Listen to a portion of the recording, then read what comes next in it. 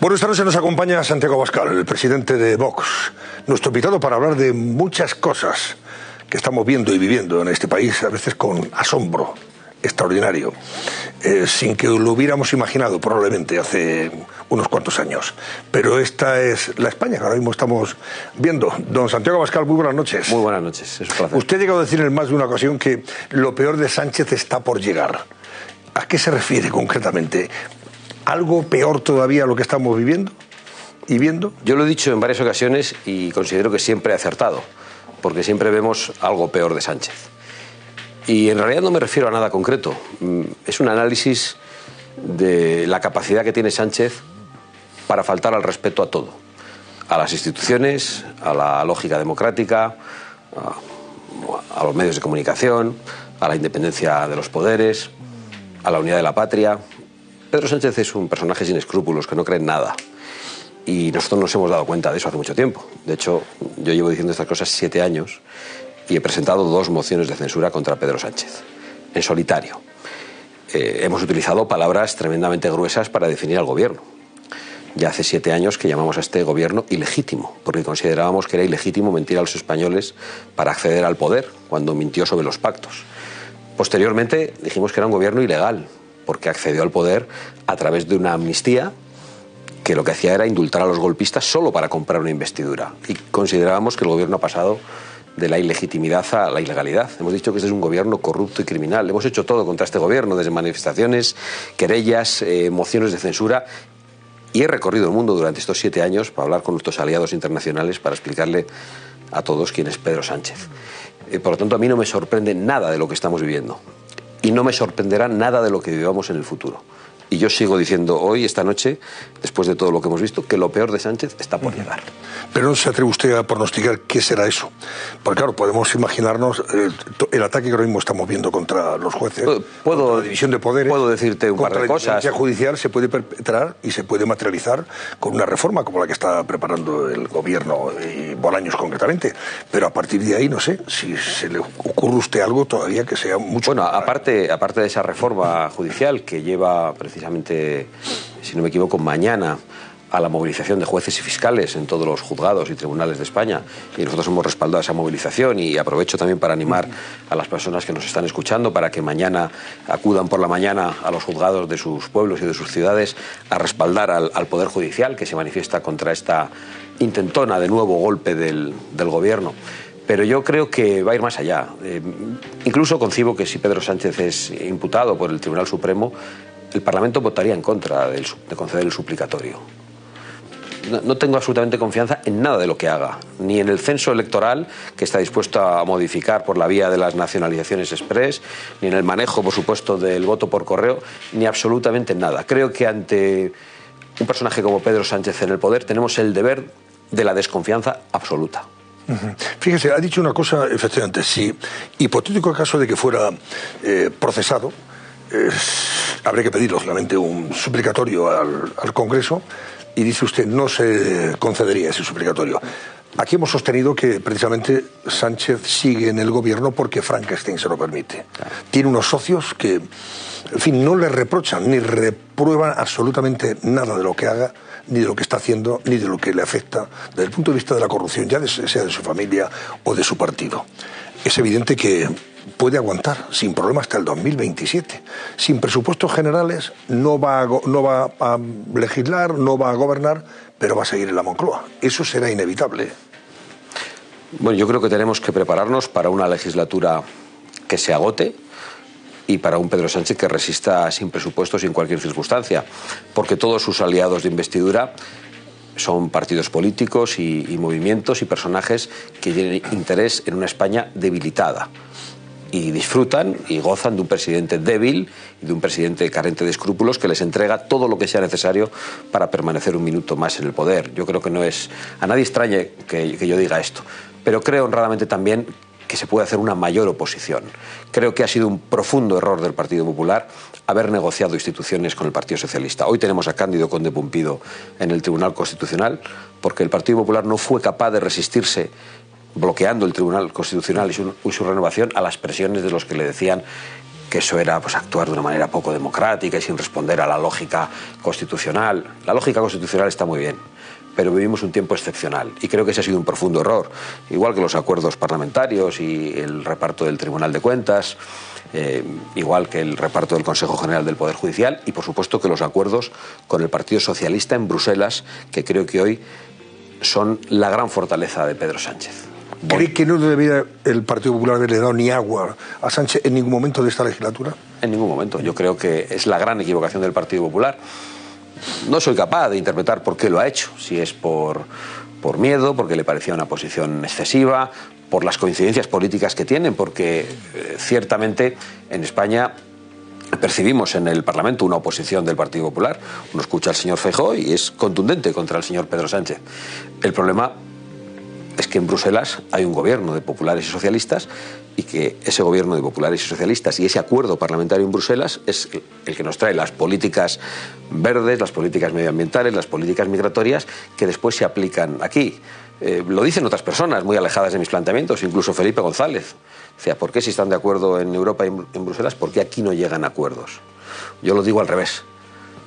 ¿Por qué si nos peleamos aquí no somos capaces de pelearnos también en Bruselas con el socialismo y ofrecer una mayoría alternativa?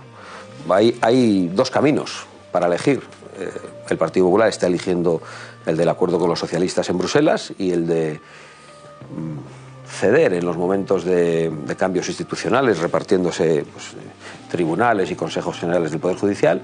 Y nosotros creemos que hay otro camino, que es el de Valencia, el de Baleares, el de Murcia, donde hemos llegado a acuerdos presupuestarios con líderes que se han comprometido con nosotros y públicamente ante la opinión y ante los españoles a combatir el Pacto Verde Europeo y a combatir las políticas migratorias de Bruselas, con todo lo que eso significa. Creemos que hay que ofrecer otro rumbo a los españoles y estamos haciendo todo lo posible por intentarlo. Luego le preguntaré sobre esos acuerdos con gobiernos autonómicos o con presidentes del PP acuerdos con gobiernos autonómicos o con presidentes del PP y gobiernos en los que estuvieron ustedes y luego se marcharon. Pero antes, en referencia a Frankenstein, a esos partidos que siguen apoyando a Sánchez, ¿no le... con todo lo que eso significa, todo lo posible. Gobiernos autonómicos por intentarlo. Luego le preguntaré sobre esos acuerdos con... todo lo que significa. Creemos que hay que ofrecer otro rumbo a los españoles y estamos haciendo todo lo posible por intentarlo.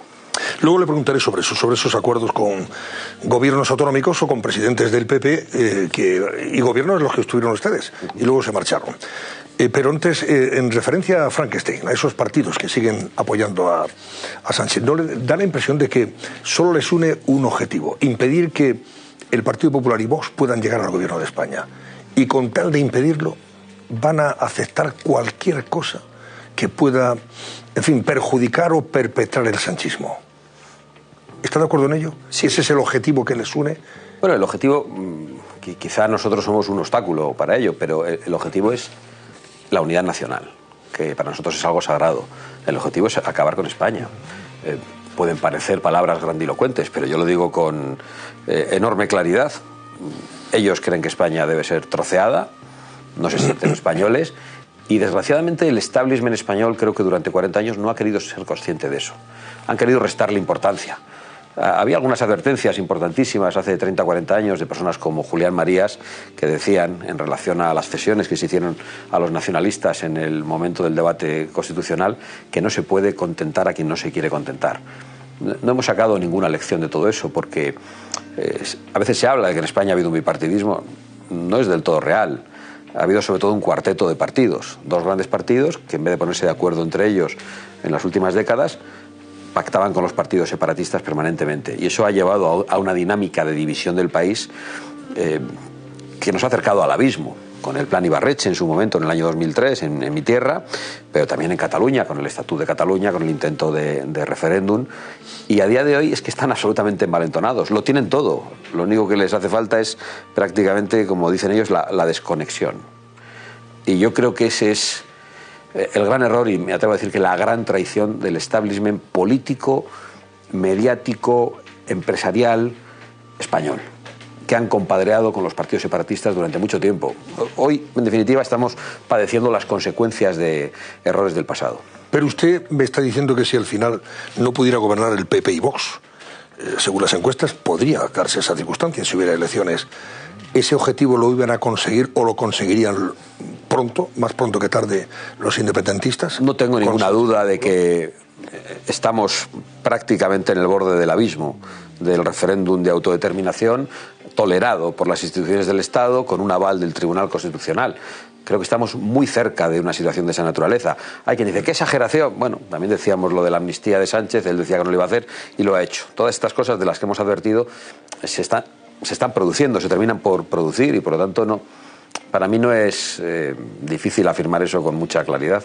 Hablaba antes, señor Abascal, de las dos mociones de censura, que usted ha presentado.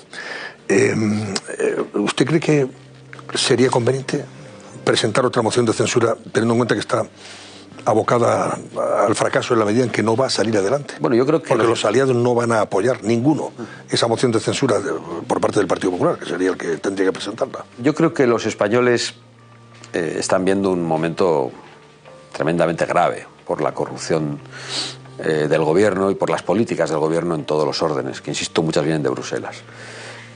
Y si cuando yo presenté las mociones de censura había motivos para las mismas, porque como decía, llevo 7 años diciendo esto, creo que hoy hay muchos más motivos que entonces. Cada día hay un motivo más. La moción de censura ojalá se pueda ganar, pero sirve para retratar al gobierno, sirve para que la oposición pueda hacer un debate contra el gobierno en el que hay largos espacios de intervención, porque las sesiones de control son ridículas en España. No se puede controlar al gobierno. El gobierno va cuando quiere. Sánchez ahora acaba de decir que no va 2 miércoles consecutivos a responder en el Parlamento. Cuando responde, en realidad no responde a nada. Las peticiones de comparecencia del presidente del gobierno, en las que habla como si fuera Fidel Castro, miente de una manera miserable y calumnia de una forma que debería ser delictiva, no permiten prácticamente dar la réplica al presidente porque tenemos unos tiempos de exposición cortísimos. En una moción de censura no es así. El que presenta una moción de censura tiene capacidad de presentar un programa de gobierno, hay tiempos de intervención mucho más amplios y nosotros hicimos uso de esa moción de censura como herramienta de oposición, pero también como herramienta de ofrecer al país un retrato de quién está de acuerdo con censurar al gobierno y quién no. En una ocasión el Partido Popular votó en contra de la moción de censura, hizo una intervención más dura contra nosotros que contra el gobierno. En la siguiente no fue así, pero se abstuvo en la moción de censura. Ahora se puede retratar a los socios separatistas. Estoy convencido que hay muchas personas en Cataluña y en mi tierra, en el País Vasco, que están escandalizadas con la corrupción del gobierno y que ante una moción de censura podrían cambiar de parecer por ver que esos partidos siguen sosteniendo a Pedro Sánchez. Porque una cosa es el fanatismo de los dirigentes y otra, pues las intenciones de la buena gente que puede votar de una forma más o menos equivocada, pero que tiene que ver y tenemos que enseñarle que esos partidos están sosteniendo la corrupción del gobierno por intereses absolutamente espurios.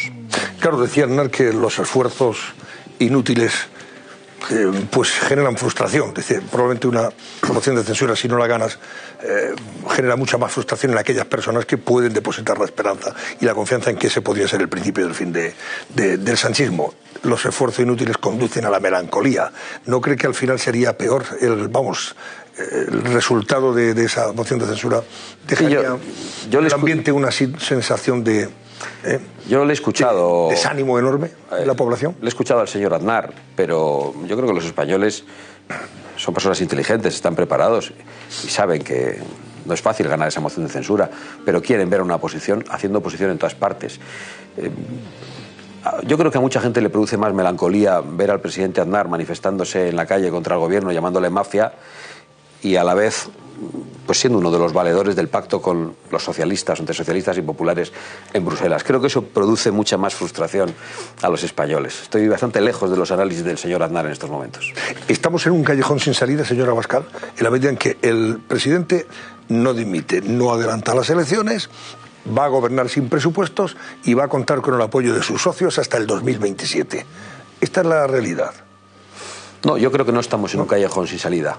Yo creo que se pueden hacer muchas cosas. Yo insisto, y a riesgo de ponerme un poco pesado o machacón, que nosotros hemos hecho todo lo que podíamos. Desde las mociones de censura hasta las querellas contra el gobierno. Estamos personados absolutamente en todos los casos de corrupción del gobierno y en los próximos días daremos también nuevas noticias de querellas que presentaremos contra el gobierno. hemos hecho una oposición parlamentaria feroz, hemos convocado movilizaciones en la calle y hemos hecho una labor de proselitismo y de explicación ante nuestros socios internacionales en Estados Unidos, en Hispanoamérica y en Europa, incluso en Israel, extraordinaria, para explicar quién es este gobierno, cómo se sostiene y qué objetivos tiene. Yo creo que el Partido Popular podría colaborar un poco en ese esfuerzo, por ejemplo, rompiendo el pacto con los socialistas en Bruselas, exigiendo a los socialistas, como mínimo a los socialistas europeos, el alejamiento de Pedro Sánchez. Pero no está siendo así. Hace 2 semanas la señora von der Leyen tenía una reunión con Sánchez y luego se deshacía en elogios con un comunicado público del que Pedro Sánchez hace uso para sostenerse en el poder, para utilizar todas las instituciones a su servicio, para venir a España y decirnos que España va como una moto, que España va como un cohete. Es decir, para comportarse como un canalla de la opinión pública española. Pues deduzco que usted no confía mucho en las instituciones europeas y en la justicia, en parte, lo que aquí estamos sufriendo. Hablábamos de esa huelga mañana de jueces y fiscales en contra de la reforma de Bolaños, que pretende acabar con la independencia judicial y la división de poderes. ¿Hay que confiar de alguna manera en que Europa pueda sacarnos esas castañas del fuego, el Tribunal de Justicia de la Unión Europea, o tampoco? Pues vamos a volver a la melancolía, ¿no? Yo creo que hay confianzas que llevan a la melancolía. He escuchado muchas veces a muchos comentaristas, tertulianos y políticos, pues esa idea de que, bueno, esto lo resolverá Europa, esto no pasa porque lo para Europa. Bueno, no estaba Europa ahí, ni muchos países europeos, cuando Puigdemont se fugó. Y los españoles fuimos tratados de una manera humillante, como si nuestras instituciones fuesen imperfectas, poco democráticas, y los jueces una caterva de franquistas, enemigos de cualquier persona con una sensibilidad izquierdista. Nos trataron así desde las instituciones europeas, y Puigdemont sigue lanzando por ahí. Entonces yo creo que precisamente esa apelación a la confianza en las instituciones europeas, bueno, en las personas que están en las instituciones europeas, sí conduce a la melancolía. Creo que a los españoles no nos va a salvar nadie si no nos salvamos nosotros. Yo creo que debemos confiar mucho más en la acción de los españoles, en la acción del pueblo español, y animar a los políticos que pueden hacer que hagan. Esa creo que es una frase de Aznar también, ¿no? Bueno, pues que anime al señor Feijóo a que haga en Bruselas, que presione en Bruselas y que diga que no llega a un acuerdo con el Partido Socialista y que lleve por otra senda al Partido Popular Europeo. En el Parlamento Europeo llegamos recientemente, hace unos meses, por iniciativa de Vox, a una votación conjunta que se llamó Votación Venezuela o Mayoría Venezuela, de condena del régimen de Chávez y de reconocimiento de la labor de María Corina Machado y de la victoria de Edmundo González Urrutia, en la que votamos conjuntamente el Partido Popular, Patriots, que es la fuerza de la que nosotros formamos parte, y el grupo de conservadores y reformistas, con el que mantenemos gran relación y con el que estábamos en la anterior legislatura. Hay una mayoría alternativa en el Parlamento Europeo, y se produjo en esa ocasión, pero el Partido Popular no quiere formar parte de esa mayoría, prefiere el acuerdo con los socialistas. Por lo tanto, yo vuelvo a decir, el que puede hacer, que haga. Y creo que el Partido Popular, que es el segundo partido más grande del Partido Popular Europeo, tiene algo que decir. Pero mi impresión es que no tiene ese reconocimiento o no tiene esa fortaleza. Porque no puedo comprender cómo el Partido Popular Europeo y la señora von der Leyen no hacen todo lo que deben hacer contra Pedro Sánchez. Y por lo tanto, no puedo apelar a la confianza en las instituciones europeas. Debo apelar a la acción de los políticos españoles que pueden hacer. Y de puertas adentro, ¿qué más se puede hacer? Por ejemplo, Vox, en la oposición, ¿qué más puede hacer en esa labor de oposición en el Parlamento? Para impedir, por ejemplo, que esa reforma de Bolaños se materialice más pronto que tarde. Nosotros oponernos, votar en contra, pero déjame que te responda con una anécdota. Yo creo que debemos devanarnos los sesos para saber qué más podemos hacer. Para nosotros es difícil, francamente, porque hemos hecho de todo. A veces camino por la calle y me llama la atención que la gente me dice, dale más caña. Yo no le puedo decir al presidente del gobierno más cosas de las que le digo. Son cosas extraordinariamente duras que creo que no se pronuncian en las democracias que tenemos. Pero porque creo que el presidente del gobierno lo merece. Creo honradamente que Vox no puede hacer nada más que esa durísima oposición parlamentaria, oposición en la calle y la oposición que ha intentado también a través de las acciones en los tribunales. Y, por supuesto, donde podemos ejercer nuestra influencia, cambiar el sentido de las cosas, como decía antes, en los presupuestos de esas regiones en las que podemos influir. ¿Qué le decían sus socios europeos? ¿Ha estado usted con ellos? Este fin de semana hablamos de Marine Le Pen, estaba Orbán, el primer ministro húngaro, Salvini, el italiano, en un acto en París, en las inmediaciones de París. ¿Qué lectura hacen de lo que usted le comenta sobre la situación en España? ¿Son conscientes de estas cosas que aquí vivimos y contamos? Son absolutamente conscientes y muchos de ellos han hecho declaraciones públicas contra el gobierno de Pedro Sánchez. Pero sobre todo coincidimos en un análisis de hasta qué punto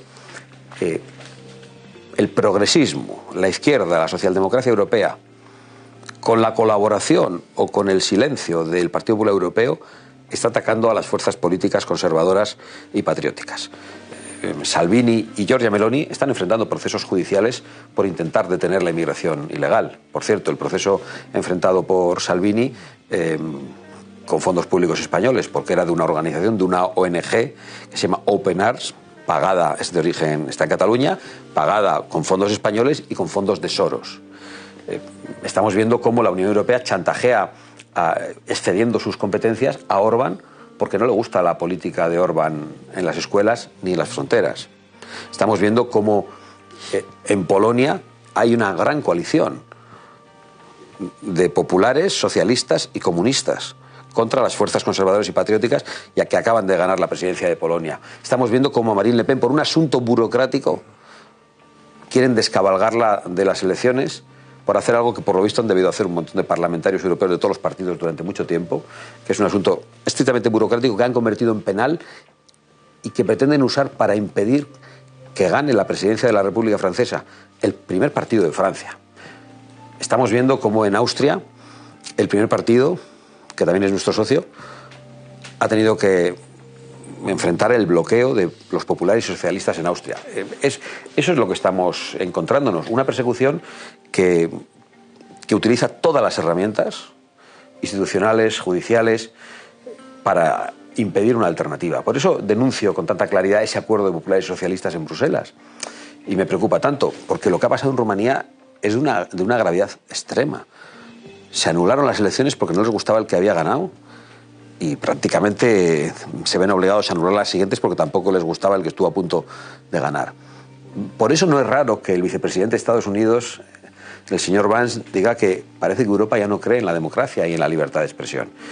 Y creo que tiene muchas razones para hacer esa denuncia, porque incluso en el ámbito de las redes sociales estamos viendo unas amenazas por parte de la Comisión Europea que son absolutamente increíbles, ¿no? Porque es lo único que no controlan, la opinión de mucha gente a través de los nuevos canales de comunicación. De eso es de lo que hablamos mucho, y por supuesto yo de lo que pasa en España, siempre aporto eso. Pues ahora vamos a hablar de lo que pasa en España, también desde la perspectiva de esa necesidad que tienen ustedes, o sea, hacer de la necesidad virtud, el Partido Popular y Vox, en función de los resultados electorales que arrojan, que sugieren las encuestas, y si ustedes son capaces o no de ponerse de acuerdo. De eso le voy a preguntar enseguida. Y comentaremos también, por ejemplo, asuntos como el de la inmigración, etcétera, etcétera. Me hablaba antes, señor Abascal, de los casos en los que está personado Vox, casos judiciales. Y yo recuerde, creo que está en el caso de la mujer del presidente del gobierno, también en el caso del hermano. No sé si alguno más relacionado, por ejemplo, con Ábalos, todo este escándalo que se está, yo no te pregunté, investigando. ¿Cuáles son? Sí. Me dijeron, todos. Todos. Estamos en todos. Pero es que llevamos así desde 2017. Nos personamos contra los golpistas en Cataluña y fuimos la acusación popular en el Supremo. Es decir, hemos hecho uso de la figura de la acusación popular de manera permanente porque creemos que era nuestra responsabilidad. Nos hemos dejado la piel en el ámbito judicial, y en algunos casos con mucho éxito, menos de lo que nos gustaría, pero con mucho éxito.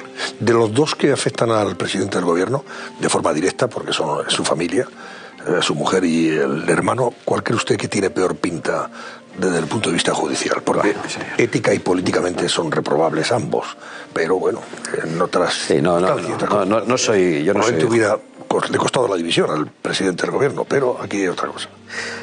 No soy jurista, ¿no? Entonces el análisis puede no ser muy fino, ¿no? Yo creo que es en conjunto lo que estamos viendo.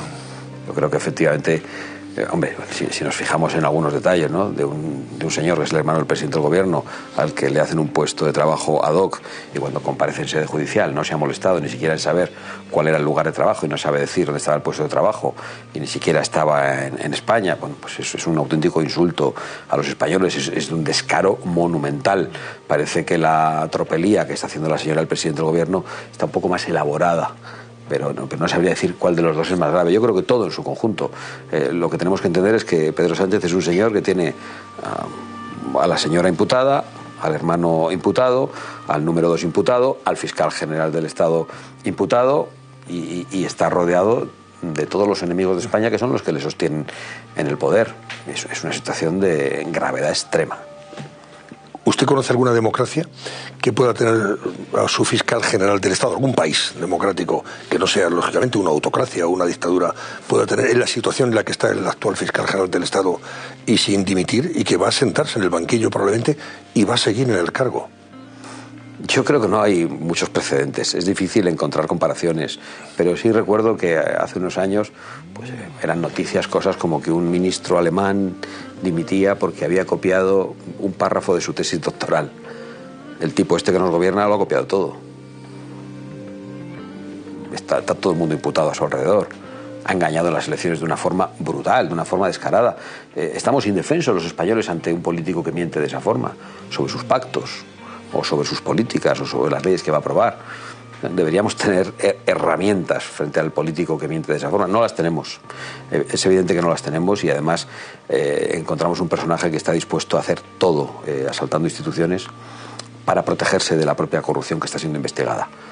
Creo que estamos en verdadero peligro, nuestras libertades, el Estado de Derecho y todas las leyes. Bueno, hoy hemos visto como algunos ministros han acusado nada más y nada menos que de prevaricador al juez del Tribunal Supremo que ha dictado el auto de procesamiento del fiscal general del Estado, que al fin y al cabo es un auto de procesamiento que puede acabar en un juicio oral, pero que no significa que sea un señor que ya esté condenado. Eso ya les ha parecido tan excesivamente, en fin, censurable contra ese juez, que le han acusado de prevaricar nada más y nada menos. Esto nunca había pasado en la democracia española. Ningún otro gobierno, de Felipe González a Rajoy, ningún gobierno que ha tenido problemas, lógicamente, desde el punto de vista de la corrupción, con la justicia, habían llegado a tanto, acusando a los jueces de lawfare, en definitiva, de actuar por motivos políticos y de prevaricar, dictar resoluciones a sabiendo que son injustas. Bueno, yo creo que es el relato que están preparando ante lo que mencionaba al principio, ante una posible imputación de Pedro Sánchez que será rechazada en el Congreso de los Diputados con la mayoría de socialistas, comunistas y separatistas. Ellos necesitan hacer el relato ante los suyos para que, intentando que esto en vez de perjudicarles, les convierta en víctimas. Creo que lo tienen realmente difícil. Creo que si los españoles pudieran votar hoy, el gobierno se tendría que... Pero ese relato, ¿no cree usted que está calando entre los suyos, por supuesto, y en parte de la opinión pública, hasta el extremo de presentarse como víctimas de una suerte de conspiración contra el gobierno progresista de Sánchez? Siempre hay un roto para un descosido y siempre van a convencer a alguien, pero lo cierto es que el gobierno está electoralmente desgastado, y aunque aparentemente Sánchez resiste, lo cierto es que sus socios de gobierno, los extremistas que le sostienen, se están desgastando, y yo estoy convencido de que si a los españoles se nos devolviera la palabra, la voz y el voto que nos han robado mediante mentiras y mediante trampas, no tengo ninguna duda de que los españoles inmediatamente nos librarían de este gobierno. A propósito del caso del hermano de Sánchez y del presidente de la Diputación de Badajoz, ¿qué opina de los aforamientos? ¿Cree usted que hay que acabar con ese privilegio de los políticos? Bueno, yo creo que hay un exceso de aforados probablemente, ¿no? Y el aforamiento, entiendo que la figura tiene un sentido en algunos casos, ¿no? Lo que busca es que no pueda andar uno declarando en cualquier juzgado y denunciado por cualquiera. Y tiene algún problema también el aforamiento, porque solo tienes una oportunidad. Si te condenan no hay recurso posible, ¿no? Pero ciertamente yo creo que se ha hecho un abuso extraordinario de esa figura, y en este caso es un auténtico bochorno ver a un personaje como el socialista de Extremadura corriendo a tomar un acta para huir de la persecución de la justicia. Es tan evidente, tan bochornoso, que clama al cielo. ¿A día de hoy sabe usted ya por qué se produjo el gran apagón en España? ¿Por qué se fundieron los plomos? Yo creo que lo sabemos todos, porque estaba Pedro Sánchez tocando los mandos. Yo lo dije claramente el otro día, y se han indignado algunos. Dije que la luz no se le había apagado a a Rajoy, ni a Zapatero, ni a Aznar, ni a Felipe, ni a Calvo Sotelo, ni a Adolfo Suárez, ni a Franco, ni a la República, ni a Primo de Rivera. Se le apagó a Sánchez. Y se le apagó a Sánchez porque estaba haciendo experimentos, porque estaba aplicando, con un extremismo extraordinario, la basura de las políticas verdes que aprueban en Bruselas, y que aprueban además populares y socialistas en Bruselas. La persecución de la energía nuclear viene de lejos, desde las instituciones europeas. La obsesión con las energías renovables viene de lejos. La persecución de las centrales térmicas y la voladura de las mismas viene de lejos. Y Pedro Sánchez quería ser el campeón de todo eso, de una política que es acordada en Bruselas por populares y socialistas.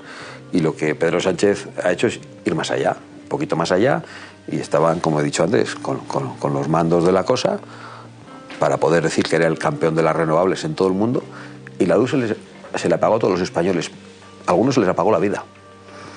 Y yo creo que esto es importante decirlo.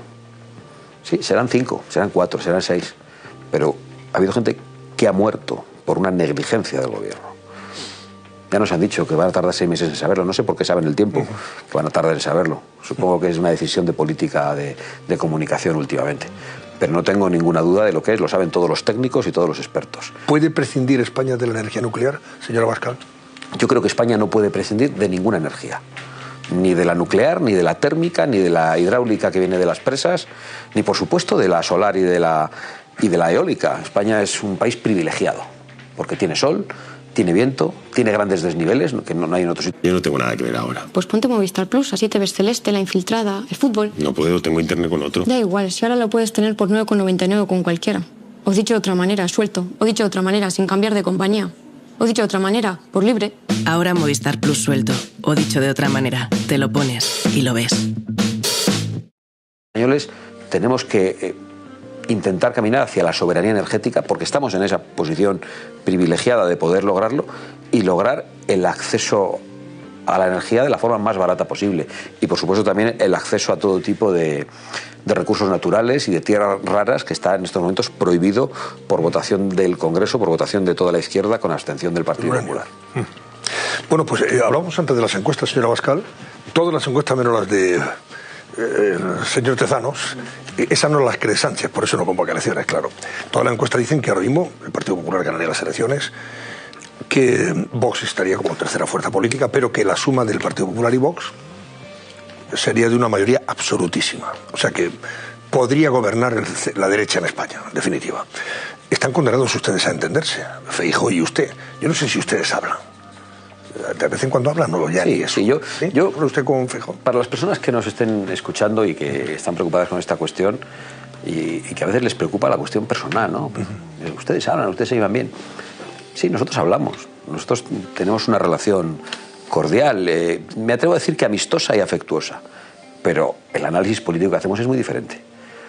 No es fácil ponerse de acuerdo, desde mi punto de vista, con el señor Feijóo, pero hay comunicación.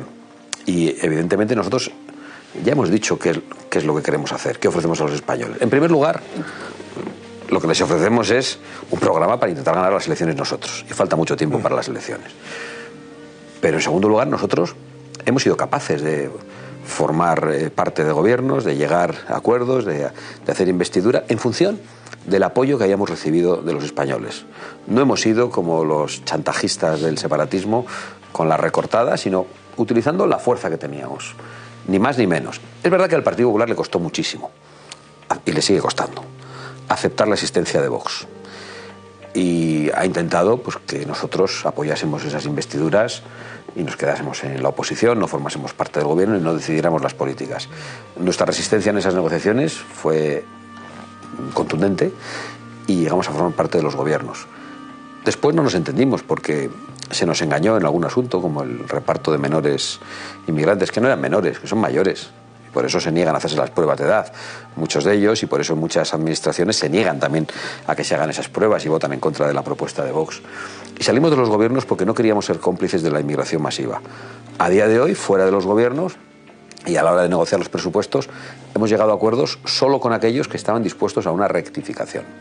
Una rectificación clara, palmaria y ante la opinión pública, que se ha producido en las intervenciones del presidente de Valencia, de la presidenta de Baleares y del presidente de Murcia. Y eso ha permitido desbloquear los presupuestos, porque hemos escuchado un compromiso público de combate del Pacto Verde y las políticas migratorias de Bruselas.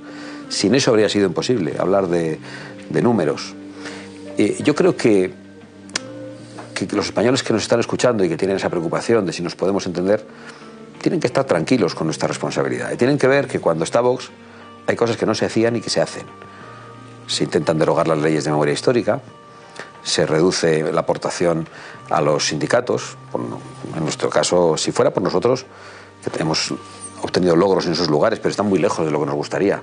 Habría libertad lingüística total, no habría subvenciones a partidos ni a sindicatos, y habría unas políticas en todos los órdenes distintas, por supuesto, de las que hace el PP y de las que podemos hacer en coalición. Pero nosotros somos gente razonable que llega a acuerdos. El problema, honradamente, creo que lo tiene el PP, que está poco acostumbrado a gobernar con otros, que piensa que le debemos el voto y que piensa que el señor Abascal pues lleva un coche escoba que recoge los votos que pierde el PP para luego dárselos a ellos. Eso deben pensar.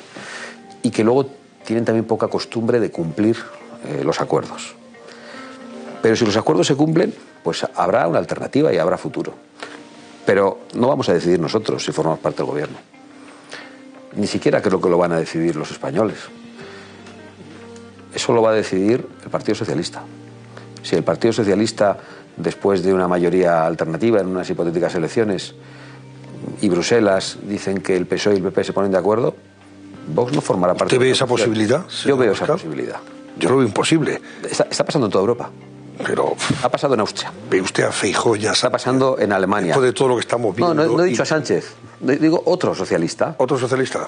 Sí, no digo a Sánchez necesariamente. Lo que digo es del possanchismo. Lo que digo es que la opción preferencial de pacto que tiene el PP es con el Partido Socialista. Pero esta no es una invención. Pero eso le dejaría a usted una autopista, por la derecha, Bueno, pero si eso se produce. Sí, probablemente, pero no sería bueno para España. Ya. Pero lo digo porque el señor Feijóo, en julio, en las elecciones del año 23, en el debate con Sánchez, le ofreció pactos de Estado de todo tipo. Después del apagón, hace unas pocas semanas, en el Parlamento, le ofreció un pacto energético. Y el otro día, en la conferencia de presidentes, le ofreció 8 pactos. Entonces, ¿cómo se puede llamar mafia al gobierno de España? Que está muy bien llamarle mafia, porque lo son. Un día en una manifestación y al día siguiente tener esos acuerdos, ¿no? Entonces, por eso digo que la opción preferencial de pacto que tiene el Partido Popular es con el Partido Socialista. Tenemos que saberlo. Yo no me puedo engañar a mí mismo y no puedo engañar a los españoles. ¿Cómo se puede evitar?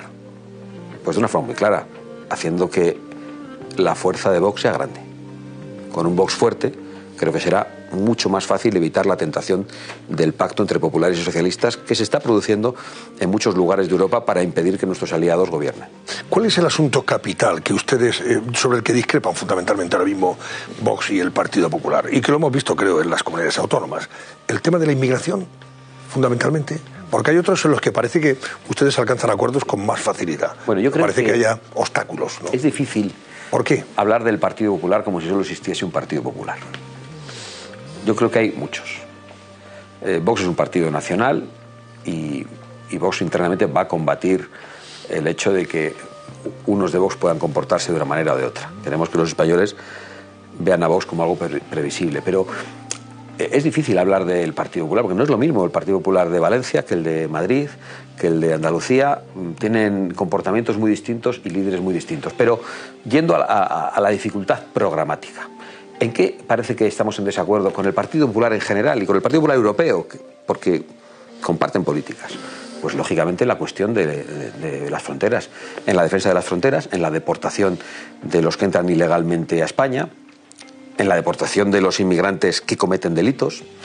Estamos en desacuerdo en las políticas educativas sobre ideología de género y demás en los colegios. Estamos en desacuerdo con las agendas globales como la Agenda 2030, que están en los libros de texto de la Comunidad de Madrid. Mis hijos tienen que estudiar la Agenda 2030 en los libros de texto de la señora Ayuso en Madrid.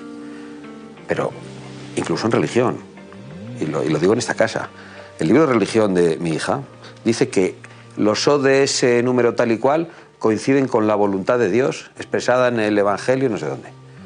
Bueno, parece que están sustituyendo el Evangelio por algo que viene de la ONU y que es muy malintencionado y que nosotros creemos que está detrás de la ruina del campo, de la ruina de la industria y que responde a una agenda que pretende controlarnos a todos, lo que comemos, lo que viajamos y las libertades que tenemos. Digo esto porque precisamente en Madrid, en el Madrid de la libertad, está pasando eso. Entonces, las discrepancias son muy grandes respecto a la memoria histórica. En cuanto nos vamos de un gobierno, las leyes de memoria histórica que se iban a derogar se mantienen. No se ha pasado. En algunos lugares las ha aprobado el propio Partido Popular, como en Castilla y León, no las aprobaron los socialistas. Entonces, es difícil ponerse de acuerdo sobre cosas que para nosotros son extraordinariamente importantes y probablemente en la relación con los separatistas. Incluso con la cuestión de las traducciones simultáneas en las instituciones. Ahora han montado un numerito en la conferencia de presidentes, los del PP, porque unos hablaban en una lengua, otros en otra. Muy bien. ¿Por qué en el Senado el Partido Popular? ¿Le pareció bien lo que hizo Ayuso en ese sentido? Me pareció una mascarada, sinceramente. Porque efectivamente me parece muy mal que se usen las lenguas para dividirnos y para enfrentarnos. Yo soy vasco y la lengua vasca traduce muchos de mis apellidos. Yo no tengo ningún tipo de rechazo a una parte de nuestra identidad, pero tenemos una lengua común que nos permite entendernos y efectivamente la gente no entiende que en los pasillos hablen todos una lengua en la que se entienden y en cuanto se sientan ante las cámaras todos con pinganillos que pagan los españoles con sus impuestos. Entonces la señora Ayuso montó el numerito, salió y luego entró y estaba el señor Rueda, por lo visto, hablando en gallego. Bien, pero el problema es que en el Senado el Partido Popular es el que impone las traducciones con pinganillos. Es el Partido Popular, que tiene mayoría absoluta en el Senado. Entonces, ¿por qué nos engañan de esta manera? Entonces, yo lo que digo creo que tiene sentido común y podríamos entendernos sobre estas cosas, pero yo no puedo callar ante contradicciones de esta naturaleza y no puedo engañar a la gente que nos escucha, porque nuestra voluntad es la de construir la alternativa y lo estamos demostrando con esos presupuestos a los que me refería. Pero yo no puedo callar ante las dificultades que encuentro y ante las contradicciones que veo en el Partido Popular. Estoy en la obligación de señalarlas. Vamos a ver, que me dicen que a menos 20 más o menos tenemos que ir concluyendo, pero ¿qué hora es? Pues, veo mal. No, 28 concretamente, o 29. Voy a pedirle a Ana Samboar que le haga una pregunta. Fenomenal. Ana, venga, adelante. Gracias, Antonio. Señora Abascal, le voy a hacer dos en una, si me lo permite. Aprovecha. Usted dice este gobierno aguanta hasta 2027, pero sus continuas referencias al Partido Popular dan la impresión de que ya está en una dinámica electoral. No sé si tiene miedo a que el voto útil se pueda ir con el partido de Feijóo.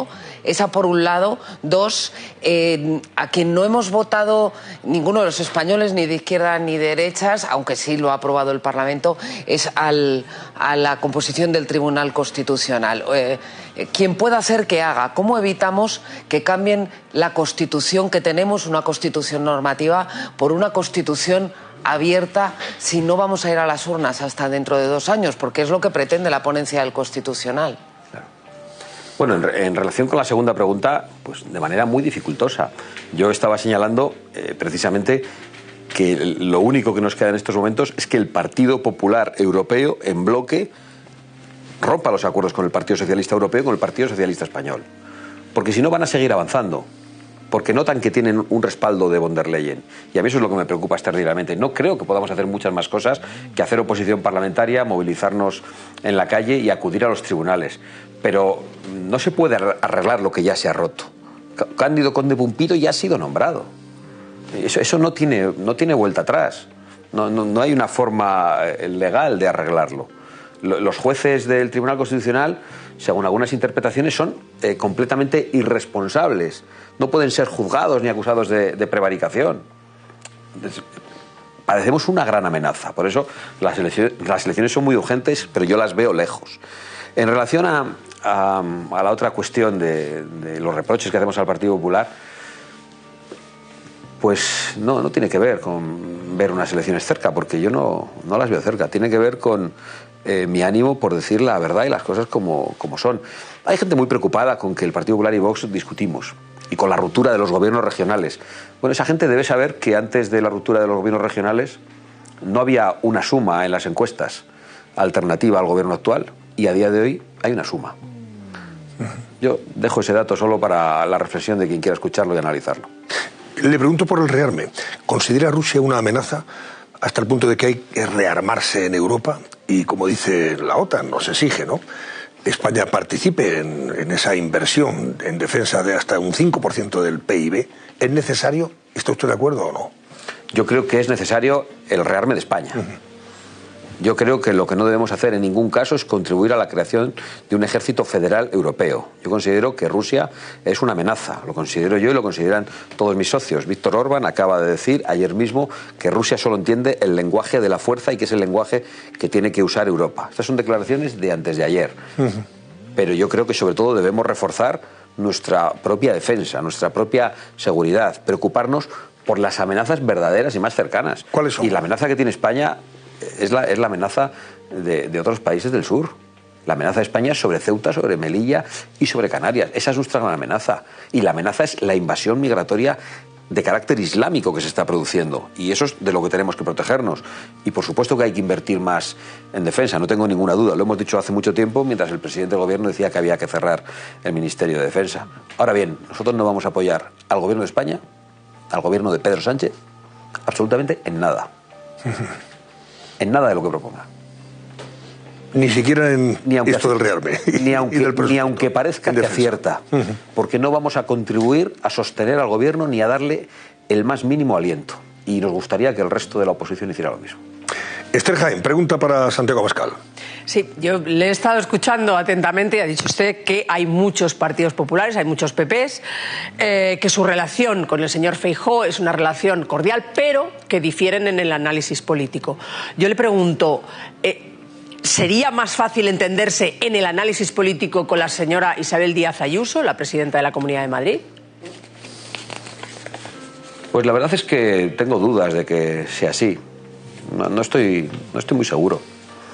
Por las políticas que aplica la señora Ayuso sobre gasto público en Madrid, por las políticas educativas que aplica, habría también discrepancias. Supongo que la facilidad sería más o menos la misma.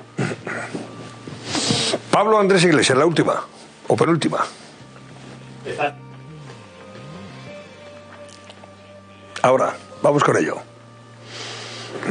Muy buenas noches, señor Abascal. Le he escuchado, no sé si más pesimista que nunca respecto a un posible cambio de gobierno en España, o más realista, por aquello de cómo le respondía Ana, ve que la legislatura aguanta hasta 2027, pero mi pregunta va encaminada, ¿no ve ninguna posibilidad de que se disuelvan las Cortes o haya elecciones a finales de este año o a principios del año que viene, especialmente si no hay presupuestos, si alguna de las investigaciones judiciales que acechan al gobierno le sigue dando reveses, si Sánchez tiene que aumentar el presupuesto para defensa obligado por la Unión Europea y en contra de sus socios? ¿No se está montando ahí una pequeña tormenta perfecta que puede abrir una posibilidad de elecciones o de cambio, o realmente usted lo descarta y hay que aguantar hasta el 27? No lo descarto. Yo lo que digo es que debemos estar preparados. Yo lo que digo es que el sujeto que está en el Palacio de la Moncloa está dispuesto a cualquier cosa, que no tiene límites morales ni respeta límites legales.